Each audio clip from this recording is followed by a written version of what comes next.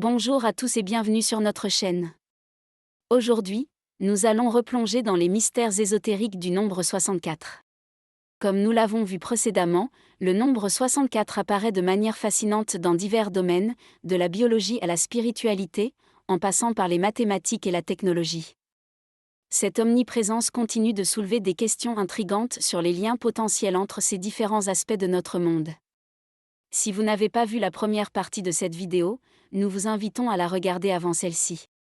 Regardons comment le chiffre 64 s'exprime dans le code génétique et en quoi est-il une source d'inspiration pour nos technologies modernes. Au cœur même de notre existence biologique se cache le nombre 64. Notre ADN, la source de la vie, utilise un code basé sur 64 mots appelés codons. Imaginez l'ADN comme un langage universel de la vie. Si les nucléotides A, T, C et G sont les lettres, alors les codons sont comme des mots de 3 lettres. Tout comme nous utilisons 26 lettres pour former des milliers de mots, la nature utilise 4 lettres, autrement dit 4 nucléotides pour former 64 codons qui écrivent toutes les protéines de notre corps. Les codons fonctionnent un peu comme le code Morse. En Morse, on utilise des points et des tirets pour représenter des lettres. Dans l'ADN, on utilise 4 types de signaux, les nucléotides, combinés par 3 pour créer 64 messages différents. Ou alors, pensez à l'ADN comme à un piano. Les 4 nucléotides sont comme les touches blanches et noires. Les codons sont comme des accords à 3 notes. Avec seulement 4 types de touches, on peut créer 64 accords uniques, chacun jouant une instruction spécifique pour notre corps. Ce qui rend ce système de 64 codons vraiment remarquable, c'est son universalité et son efficacité. C'est un système extraordinairement ingénieux capable de créer la diversité incroyable de la vie à partir d'un code relativement simple. Avec seulement 4 bases, A, T, C et G, il peut coder 20 acides aminés différents et inclure des signaux de contrôle de départ et d'arrêt. C'est comme créer un alphabet complet avec seulement 4 lettres.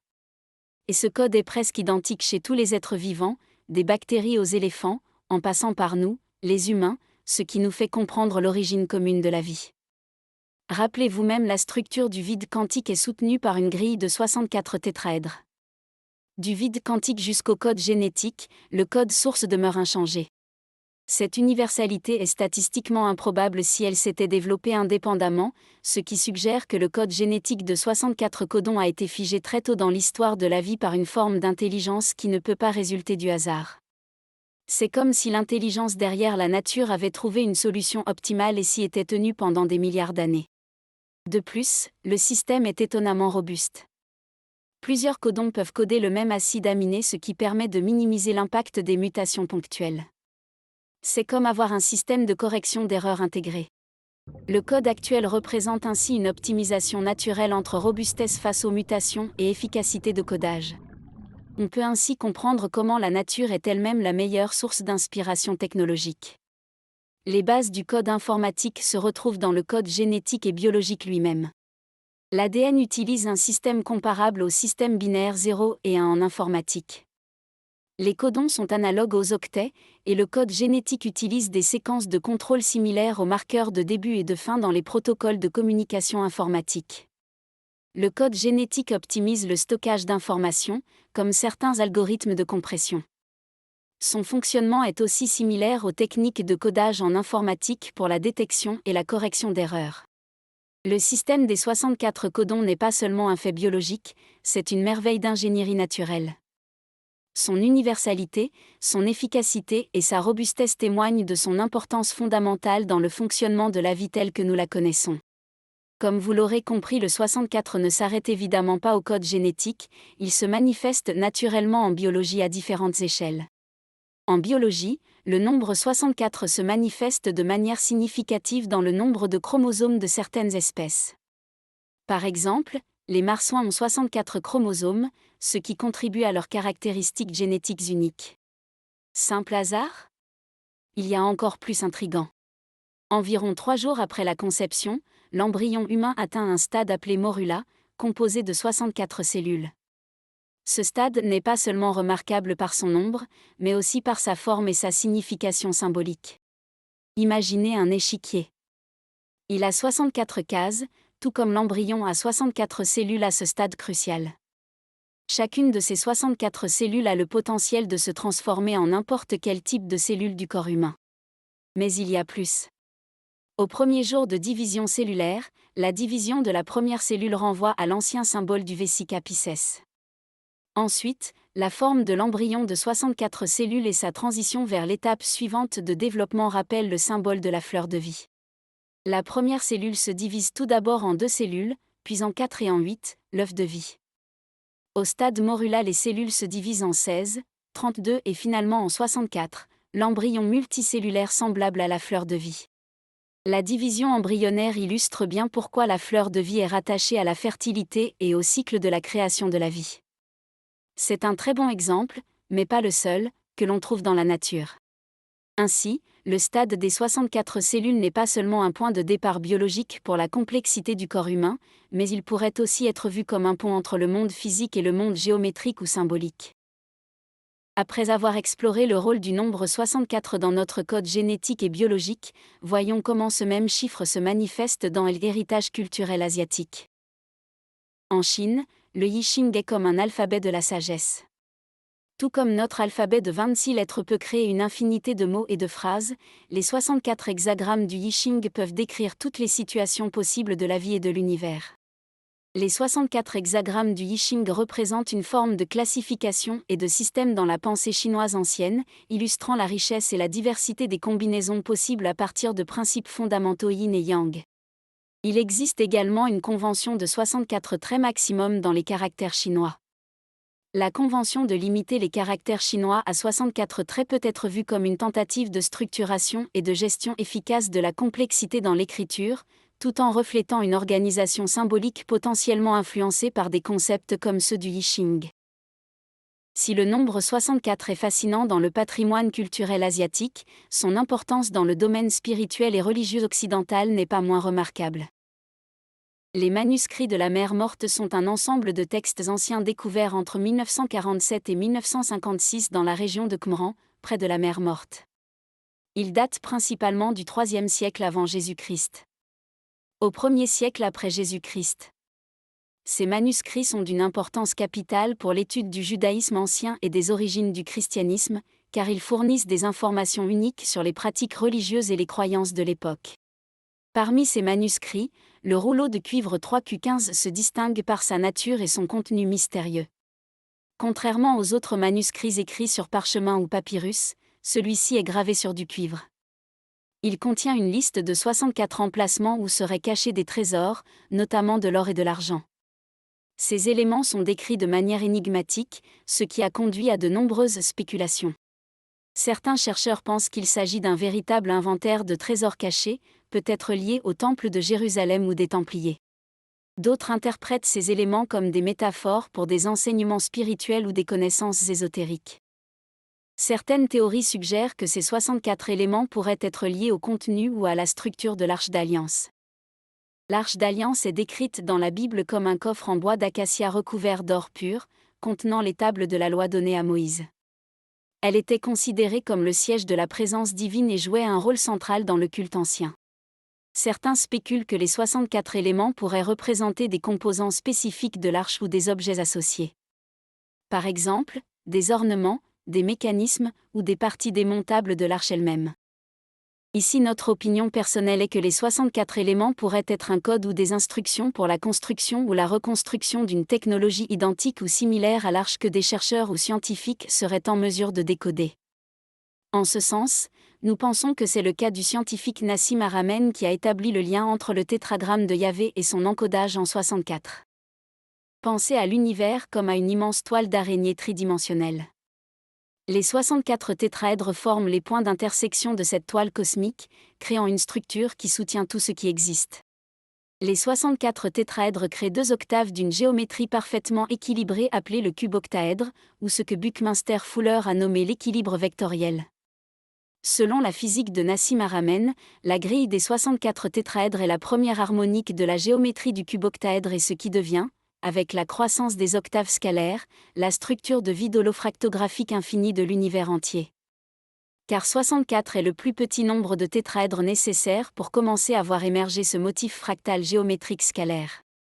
Le tétragramme Yahvé est le nom de Dieu dans la tradition juive, composé de 4 lettres hébraïques. Pensez à ce nom comme à un code de coffre-fort complexe.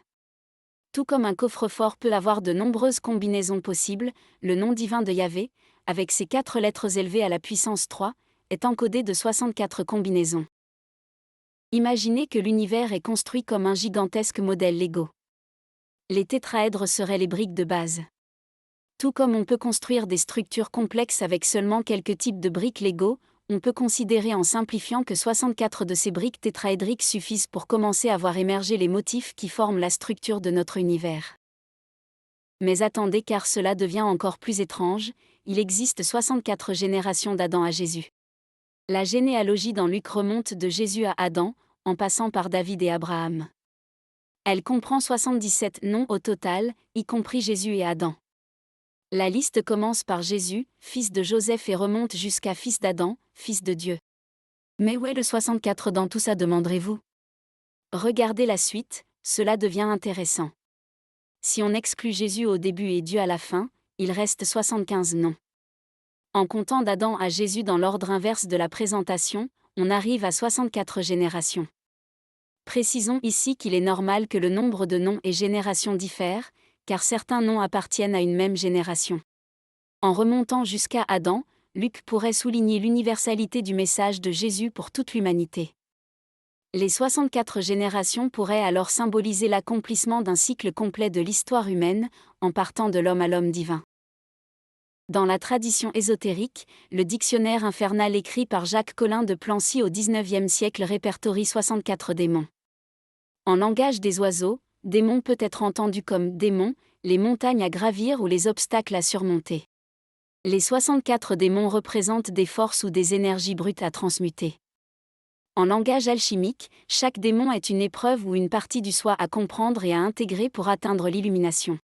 Recherchez donc à vous focaliser sur les qualités positives et sur la transmutation des négativités intérieures. Si vous avez vaincu celles à l'intérieur, celles à l'extérieur ne peuvent vous atteindre. Ces concepts spirituels liés aux 64 trouvent aussi un écho étonnant dans le monde des mathématiques pures. Le nombre 64 est unique en ce qu'il est le plus petit nombre à avoir exactement 7 diviseurs distincts. Ainsi, 64 a exactement 7 diviseurs, 1, 2, 4, 8, 16, 32 et 64. Dans les traditions spirituelles orientales, en particulier dans l'hindouisme et le bouddhisme, il est dit que le corps humain possède 7 principaux centres d'énergie appelés chakras. Chacun de ces chakras est associé à différentes qualités et aspects de notre existence physique, émotionnelle et spirituelle. Les 7 diviseurs de 64 peuvent être interprétés symboliquement en relation avec les 7 chakras.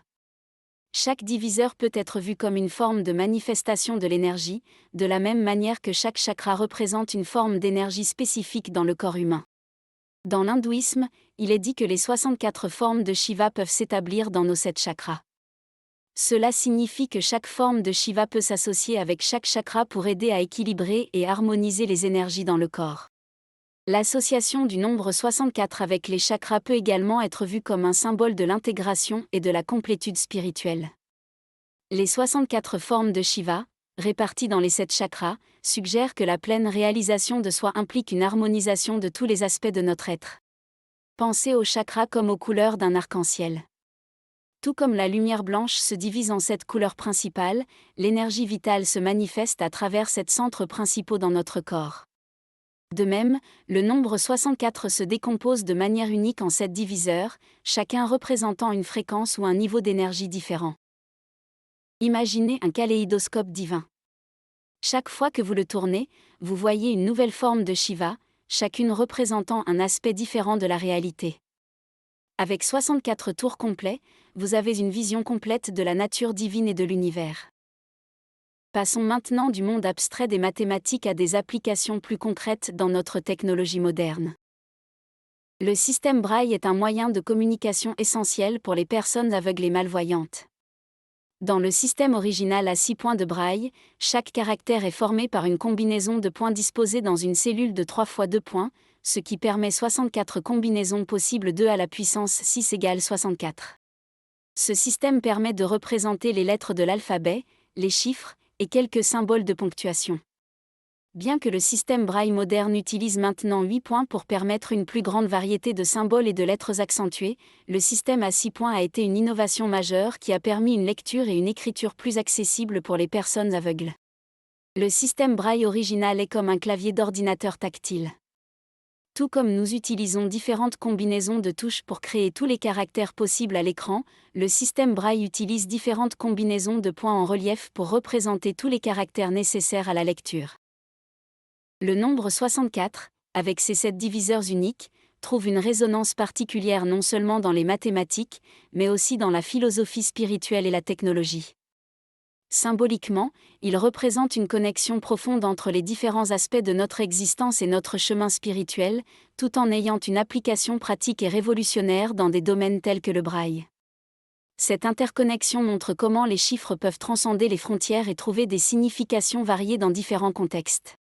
Le nombre 64 se manifeste de manière surprenante dans de nombreux aspects de notre monde, de l'infiniment petit de notre ADN à nos conceptions spirituelles et culturelles. Cette récurrence soulève des questions fascinantes sur les interconnexions entre ces différents domaines et invite à une réflexion plus profonde sur la nature de notre réalité. Pour ceux intéressés à nous soutenir dans notre travail et suivre nos cours, nous ouvrons les portes d'un premier cours de dépassement de soi, traitant de 33 obstacles clés liés à notre évolution personnelle. Accédez également à notre e-book gratuit, vous trouverez plus d'informations dans la description.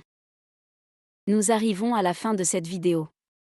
Que ces connaissances illuminent votre chemin et vous guident vers votre plus haute expression. Continuez à explorer, à grandir, et à illuminer le monde avec votre lumière unique. Si vous avez aimé cette vidéo, n'oubliez pas de la liker et de vous abonner pour plus de contenu spirituel. Et dites-nous en commentaire quelle autre révélation vous aimeriez que nous explorions. À très bientôt pour de nouvelles découvertes.